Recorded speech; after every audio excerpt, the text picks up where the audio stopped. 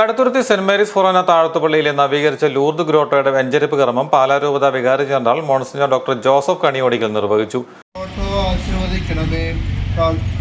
ഇവിടെ വന്നുകൂടുന്നവരെ എല്ലാ അപകടങ്ങളിൽ നിന്നും രക്ഷിക്കണമേ. ഞങ്ങളുടെ അമ്മയായ പരിശുദ്ധ കന്യകാമറിയത്തിന്റെയും പ്രാർത്ഥനാ സഹായം ഞങ്ങൾക്ക് ഉണ്ടാകുമാറാകട്ടെ.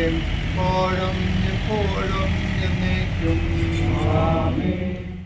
ജീവിതകാലം മുഴുവൻ ക്രിസ്തുവിനോടൊപ്പമായിരുന്ന പരിശുദ്ധ ദൈവമാതാവിനോടുള്ള ഭക്തിയും പ്രാർത്ഥനയുമാണ് ക്രിസ്തുവിനോടൊപ്പമായിരിക്കാനുള്ള ഏറ്റവും നല്ല മാർഗമെന്നും മോൺസിഞ്ഞർ ഡോക്ടർ ജോസഫ് കണിയോടിക്കൽ പറഞ്ഞു. വെഞ്ചരിപ്പിന് മുമ്പ് മോൺസിഞ്ഞർ കണിയോടിക്കൽ വിശുദ്ധ കുർബാന അർപ്പിച്ച് സന്ദേശം നൽകി. ഫൊറോന വികാരി ഫാദർ മാത്യു ചന്ദ്രൻകുന്നൽ, സഹവികാരിമാരായ father Mathew Thayyil, father Joseph Cheenothuparambil തുടങ്ങിയവർ തിരുക്കർമ്മങ്ങൾക്ക് കാർമ്മികത്വം വഹിച്ചു. ക്രിസ്തുമസിനും പള്ളിയിലെ പ്രധാന തിരുനാളിനും അനുബന്ധിച്ചാണ് ഗ്രോട്ടോയുടെ നവീകരണം പൂർത്തിയാക്കിയത്.